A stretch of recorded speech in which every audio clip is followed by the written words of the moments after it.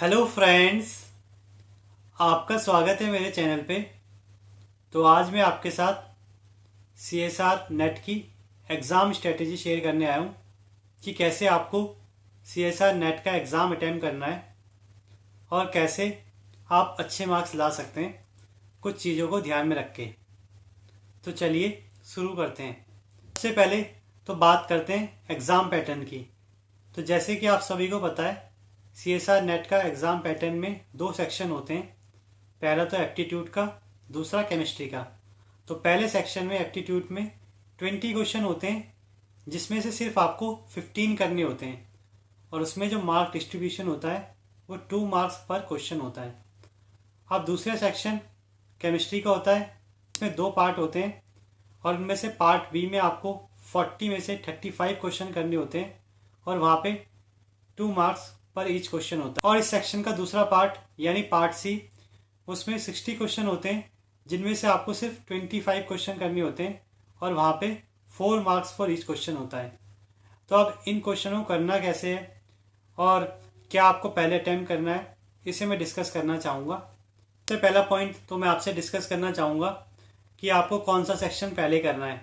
तो जैसे कि मैंने आपको गेट में भी बोला था, आपको केमिस्ट्री पहले करनी है, फिर एप्टीट्यूड की तरफ जाना है। तो यही सेम चीज़ आपको नेट में भी करनी है, यानी आपको पहले टाइम केमिस्ट्री में देना है, फिर आपको एप्टीट्यूड में जाना है। अब जैसे कि गेट की बात हो ही गई है, तो एक और चीज़ मैं आपसे शेयर करना चाहूँगा। एक बहुत अच्छी अपॉर्चुनिटी है आपके लिए अनअकैडमी की तरफ से। सो फ्रेंड्स, अनअकैडमी लाया है आपके लिए रिपब्लिक डे स्पेशल ऑफर, जिसमें आपको 6 मंथ का सब्सक्रिप्शन एब्सोल्युटली फ्री मिल रहा है अगर आप अनअकैडमी का 1 ईयर या उससे ऊपर का प्लान परचेज करते हैं तो। और ये ऑफ़र प्लस सब्सक्रिप्शन वालों के लिए भी वैलिड है। इसमें आप 25 जनवरी से 27 जनवरी के बीच में अगर अनअकैडमी ज्वाइन करते हैं तो आपको 6 मंथ का सब्सक्रिप्शन एब्सोल्युटली फ्री मिलता है। और इस ऑफ़र को अवेल करने के लिए आप मेरा रेफरल कोड भी यूज़ कर सकते हैं, जो है प्रदीप रावत 10, जिससे आपको 10% का एक्स्ट्रा डिस्काउंट देखने को मिलेगा। तो अगर आप नेक्स्ट गेट या नेट को टारगेट कर रहे हैं तो ये बहुत अच्छा मौका है आप सभी के लिए। साथ में अगर आप इंजीनियरिंग बैकग्राउंड से हैं तो अनअकैडमी के नए बैच आ रहे हैं गेट 2024 के लिए, जिसकी स्टार्टिंग डेट है 27 जनवरी। इसमें आपको इंडिया के टॉप एजुकेटर से पढ़ने का मौका मिलेगा। साथ में आप लाइव क्लास में क्वेश्चन डिस्कस कर सकते हैं, अपनी क्वेरी पूछ सकते हैं। तो ये बहुत अच्छी फैसिलिटी है जो अनअकैडमी आपको दे रहा है। इसके अलावा अगर आप बिल्कुल जल्दी स्टार्ट करना चाहते हैं तो एक और बैच है जो 19 जनवरी से चल रहा है, आप चाहें तो उसे भी ज्वाइन कर सकते हैं। तो बाकी इन सब बैच को ज्वाइन करने के लिए जो लिंक है आपको डिस्क्रिप्शन बॉक्स में मिल जाएगा। तो साथ में मैं आपसे यही कहना चाहूँगा, अगर आप नेट और गेट के सीरियस एस्पिरेंट हैं तो ये बहुत अच्छा मौका है आप सभी के लिए अनअकैडमी के साथ अपनी प्रिपरेशन स्टार्ट करने का। अब सेकेंड पॉइंट चलते हैं टाइम डिवाइडेशन के ऊपर कि आपको टाइम कैसे डिवाइड करना है। तो देखिए, जब भी आप केमिस्ट्री स्टार्ट करेंगे तो उसमें भी आपको सबसे पहले पार्ट सी स्टार्ट करना है। पार्ट सी को आपको जो टाइम देना है वो मैक्सिमम 1 आवर या 1 आवर 15 मिनट देना है। यानी आप 15 मिनट इसमें बचाएंगे, क्योंकि कई बच्चे क्या होते हैं पूरा 1.5 घंटा या 2 घंटा दे देते हैं। तो मैं कहूँगा आपको अगर मैक्सिमम टाइम भी देना है तो 1 आवर 15 मिनट देंगे और बाकी 15 मिनट में आप रिविज़न करेंगे, यानी आप 1.5 घंटे पार्ट सी के लिए रखें। अगर मैं पार्ट बी की बात करूँ तो आपको पार्ट बी में जो टाइम देना है केमिस्ट्री के सेक्शन के लिए वो 45 मिनट्स देना है और मैक्सिमम अगर आप देना चाहें तो 1 आवर, यानी आप 45 मिनट्स तो सवाल करने में लगाएं और 50 मिनट्स उनके रिवीजन में। अब मैं अगर पार्ट ए की बात करूं यानी एप्टीट्यूड सेक्शन की, तो उसमें आपको आधा घंटा देना है और उसमें आप 20 to 25 मिनट्स सवाल सॉल्विंग में लगा सकते हैं और 5 to 10 मिनट्स अगर आपके पास बचते हैं तो आप रिवीजन कर सकते हैं उन सवाल का। अब जब भी मैं रिवीजन की बात करता हूँ तो आपको कहने का मतलब है डबल चेक करना है आपको क्वेश्चन को, यानी आप जो भी क्वेश्चन कर रहे हैं उनके आंसर आप दोबारा चेक करें। और चेक आपको हमेशा पार्ट ख़त्म करने के बाद करना है, क्वेश्चन करने के एकदम ही बाद नहीं। थर्ड चीज़ है आपको पार्ट वाइज सवाल सॉल्व कैसे करने हैं। तो देखिए, उसकी भी ये स्ट्रेटेजी है कि आप पहले पूरे सारे क्वेश्चन को एक साथ पढ़ लें, यानी आप शुरू के 15 to 20 मिनट्स में आप पार्ट सी के सारे क्वेश्चन को पढ़ लें और जो भी क्वेश्चन आपसे उसी समय हो जा रहे हैं या 1 मिनट के अंदर हो जा रहे हैं उन्हें तो आप टिक कर लें, और जो आपको लगते हैं कि आप कर लेंगे उन्हें मार्क फॉर रिव्यू के लिए डाल दें। और जिनका आपको लगता है कि आंसर ये है और पर अभी आप श्योर नहीं है, तो उनको भी आप मार्क फॉर रिव्यू के लिए डाल दें। होगा क्या, मानिए आपने 60 में से 35 क्वेश्चन चूज कर लिए, तो आपको आसानी पड़ेगी अब 25 क्वेश्चन चूज करने में, यानी आपको सिर्फ 10 क्वेश्चन और एलिमिनेट करने होंगे। और साथ में आपको ये भी पता होगा कि आपको किस क्वेश्चन को आप टाइम देना है और किसको नहीं, क्योंकि आप पहले से ही मार्क फॉर रिव्यू कर चुके होंगे। पॉइंट है, पार्ट बी में भी आप सेम स्ट्रेटेजी अपनाएंगे, यानी आप 15 मिनट में सारे क्वेश्चन कर लेंगे और जो भी आप को आ जाते हैं उस टाइम पे ही, या और जो भी आपको लगता है कि इसका आंसर ये है और जो भी आपको लगता है कि मेरे को आंसर पता है पर टाइम लगेगा, तो मतलब आप मार्क फॉर रिव्यू का पूरा इस्तेमाल करेंगे नेट के पेपर में। एक पॉइंट है, एप्टीट्यूड को आपको ज़्यादा टाइम नहीं देना है। मतलब एप्टीट्यूड में कभी कभी ऐसे क्वेश्चन भी होते हैं जहाँ पे कैलकुलेशन ज़्यादा होती है या उस टाइम पे आपको ज़्यादा लगती है, तो प्लीज़ मैं आपको कहूँगा जिसमें भी आपको कैलकुलेशन का ज़्यादा लंबा टाइम दिखे उसे आप छोड़ दीजिए और आप उन क्वेश्चन को अटेम्प्ट करें जिसे आप इजीली कर सकते हैं।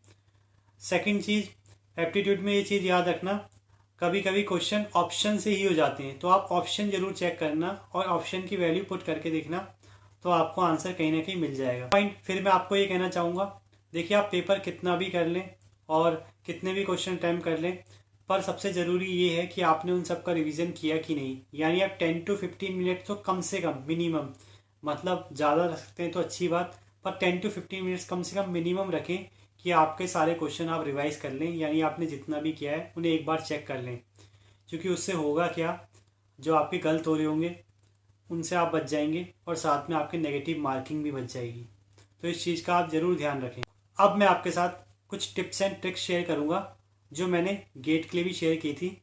अगर आप इनको ध्यान रखते हैं तो शायद आपको थोड़ा बेनिफिट मिल सकता है, ऐसा मुझे लगता है। तो यहाँ पे फर्स्ट ट्रिक ये है, जब भी आप पार्ट सी करें तो याद रखना पार्ट सी में ज़्यादातर केसों में और जितने भी एग्जाम मैंने एनालाइज किए उनमें मैंने देखा है कि पार्ट सी में 10 to 15 क्वेश्चन रेगुलर हार्ड होते हैं। मतलब या तो स्टार्टिंग में डले होते हैं लगातार हार्ड होंगे, या वो बिल्कुल लास्ट में डले होंगे।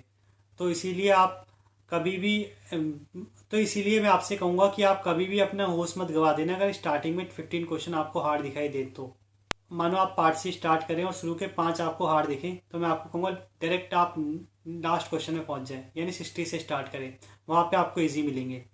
यानी ये पार्ट सी की स्ट्रेटेजी होती है कि उसमें लगातार 15 आपको हार्ड मिलेंगे और लगातार 15 कहीं आसान भी होते हैं। मैं आपसे कहूँगा आप इजी को ढूंढें, और वो आप कैसे ढूंढ सकते हैं, आप क्वेश्चन को जल्दी से जल्दी पढ़ लें 20 मिनट्स में सारे 60 क्वेश्चन, तो आपको पहले ही पता लग जाएगा कहाँ पे क्वेश्चन हार्ड है कहाँ पे ईजी है। ठीक है, मैं आपको ये कहूँगा अगर आपको तुक्के मारने CSR नेट में तो पार्ट बी में ना मारें, पार्ट सी में मारें, क्योंकि पार्ट बी में रटने वाले क्वेश्चन ज़्यादा आते हैं और रटने वाले क्वेश्चन में आंसर ठीक होने के चांसेस कम होते हैं, और पार्ट सी में पर ऐसा नहीं होता है। तो इसीलिए पार्ट सी में आप तुक्के मार सकते हैं, क्योंकि पार्ट सी में चॉइसेस ज़्यादा होती हैं, तो जनरली आप उन्हीं क्वेश्चनों को चुनते हैं जिनका आइडिया आपको बहुत ज़्यादा होता है, तो इसलिए पार्ट सी में क्वेश्चन ठीक होने के चांसेस ज़्यादा होते हैं कंपैरिजन टू पार्ट बी के। तो अगर आपको तुक्के मारने की नौबत आए भी या आपको 2-3 तुक्के मारने का मन कर भी रहा है तो आप पार्ट सी में मारे रेदर देन पार्ट बी में। पॉइंट, तुक्के अगर आपको मारने तो पार्ट सी में कितने मारने ये मैं आपको बता दूं, तो मैं यही कहूँगा आपसे, अगर आपके 19 to 20 क्वेश्चन आपको लगता है आपने बहुत अच्छे से कर लिए हैं पार्ट सी में, और उनमें से बहुत ज़्यादा चांसेस है कि 18 आपके ठीक हो जाएंगे, यानी एक ही मुश्किल से या 2 ही मुश्किल से गलत होगा, तो मैं आपको कहूँगा पूरे 25 क्वेश्चन आप कर दें, यानी आप 5 क्वेश्चन में तुक्के मार सकते हैं। चाहे तो जो भी आपको लग रहा है कि हाँ ये सबसे करीब है या आपको आइडिया है तो आप उसे चुन सकते हैं, क्योंकि बहुत ज़्यादा चांसेस हैं कि आपको वो नंबर पॉजिटिव होके ही मिलेंगे। इसका मतलब ये है अगर आपने 20 to 21 क्वेश्चन कर लिए तो आप 25 क्वेश्चन जाने तक का रिस्क ले सकते हैं। फोर्थ पॉइंट है, देखिए आप एप्टीट्यूड कम से कम 10 मार्क्स का जरूर करें, यानी आप 10 मार्क्स लाने की कोशिश जरूर करें अगर आपको GRF चाहिए अच्छी रैंक से। तो क्योंकि मैंने कई बच्चों को देखा है वो क्या करते हैं पूरे 3 घंटे सिर्फ केमिस्ट्री ही सॉल्व करते रहते हैं चाहे उनसे हो ना, और उसमें वो टाइम वेस्ट कर देते हैं और एप्टीट्यूड देखते ही नहीं। तो प्लीज़ ये गलती आप बिल्कुल ना करना, एप्टीट्यूड के क्वेश्चन सारे ज़रूर देख लेना, क्योंकि मुझे लगता है आपको उसमें से 6 to 8 या 10 मार्क्स का तो कम से कम मिल ही जाता है, और ये बहुत ज़्यादा इंपॉर्टेंट है। ठीक है, जो मैं आपके साथ शेयर करना चाहूँगा ये सेम गेट वाली है कि जिस भी क्वेश्चन के ऑप्शन में 0 लिखा हो उसे आपको ध्यान से पढ़ना है, क्योंकि बहुत ज़्यादा चांसेस है कि उसका आंसर 0 ही होगा। और साथ में जिस भी क्वेश्चन में 1 लिखा हो उसको भी आपको ध्यान से चेक करना है, क्योंकि बहुत ज़्यादा चांसेस है कि कहीं ना कहीं आंसर 1 आ सकता है। तो ये कुछ बातें हैं जो आपको ध्यान में रखनी है एग्ज़ाम के दौरान, जो मुझे लगता है आपको हेल्प करेंगी। तो आगे भी ऐसी इन्फॉर्मेटिव वीडियो देखने के लिए वीडियो को लाइक करें, शेयर करें और चैनल से जुड़े रहें। Thank you.